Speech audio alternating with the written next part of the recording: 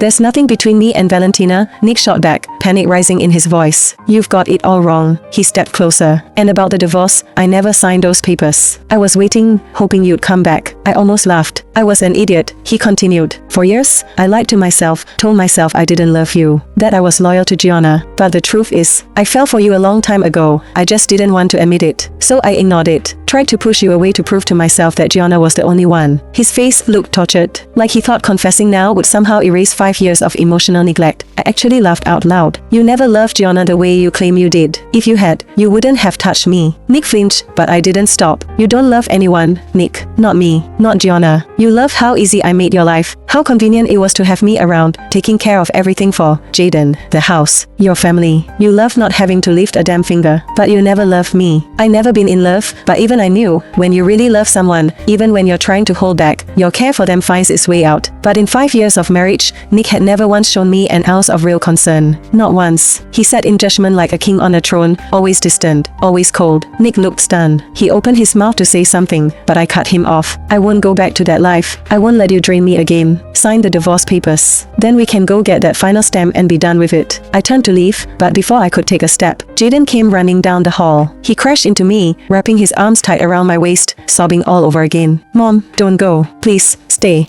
We need you. I looked down at him, but I felt nothing. No anger, no softness, just emptiness. I didn't hate Jaden. He was just a child, too young to know right from wrong, too young to understand what people whispered behind closed doors. He only knew to admire strength, but the rest of the Ambrose had looked down on me from the start. To them, I was a nobody, someone who could never be good enough for Nick or worthy of being Jaden's mother. They gossiped about me endlessly, painting me as some social climber who latched onto Nick the moment Gianna passed away. They said Gianna didn't die in childbirth. No, they claimed I had something to do with it, that I schemed her death just to take her place. They said I faked being nurturing, plotted to have Nick's child so I could one day fight Jaden for inheritance. One lie after another, and every single one made its way to Nick. But he did nothing. He never stood up for me. And once I lost my footing in the Ambrose family, no one wanted to hear my side of the story. Jaden, raised in that kind of atmosphere, slowly began to look at me with contempt. He started to believe that I was the villain who stole his mother's place. To him, I wasn't family, I was the enemy. But even so, I was the one who raised him. I knew that boy better than anyone in the world. I could feel that deep down, as much as he hated me, he couldn't let me go. He just didn't know it yet.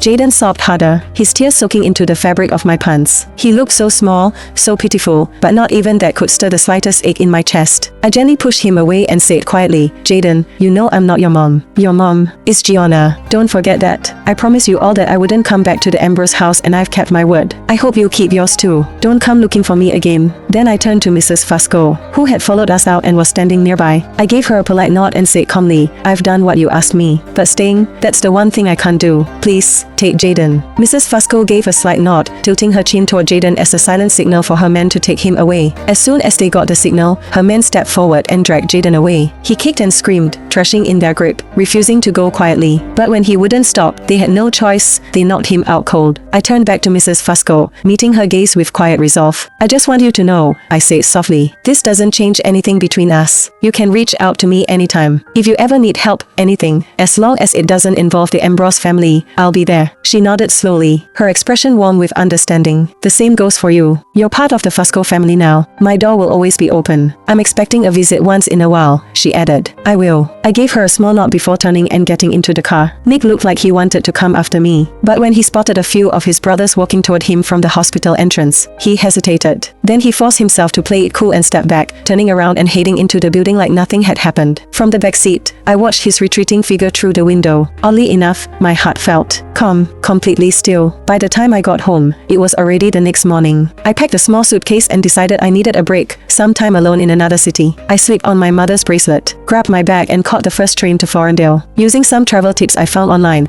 I spent the entire day exploring. I was exhausted but happy, and after booking a room at a 5-star hotel for the night, I decided to hit the night market to see what kind of food and trinkets I could find. Halfway there, I passed a narrow alley and stopped in my tracks when I heard a voice I instantly recognized. You told me if I made myself look like Gianna, Nick would fall in love with me. I kicked Oreo out. I practically threw myself at him with my clothes off, and he still wouldn't touch me. Valentina, I blinked, stunned to hear her voice here of all places. But I didn't dwell on it. Whatever mess she had with the Ambrose family had nothing to do with me anymore. I was about to keep walking when another voice chimed in. Looks like seduction's not gonna cut it. Maybe it's time we try something else. We drug Nick, get you pregnant, and you ride that baby bump straight into the Ambrose family. Valentina snapped back quickly. No, that won't work. The Ambrose family has strict rules. Their man can't marry twice. Even if I have his child, I'll never be accepted and neither will the baby. The man let out a low chuckle. That's easy. We get rid of Jaden. Once he's out of the picture and you're carrying Nick's kid, the family won't have a choice. They might have rules, but there's no way they'll let the Ambrose line end. Then he added, but you're not really going to have Nick's kid. You're mine. If there's going to be a baby, it's going to be ours. Valentina gave a cold, vicious laugh. Of course. I want our child to become the heir to the Ambrose fortune. I want to be the one everyone fears and respects, Mrs. Ambrose. Their voices grew more heated, twisted with excitement, and then they both started laughing, high-pitched, maniacal giggles echoing through the alley. My stomach twisted. I turned and started walking away quickly,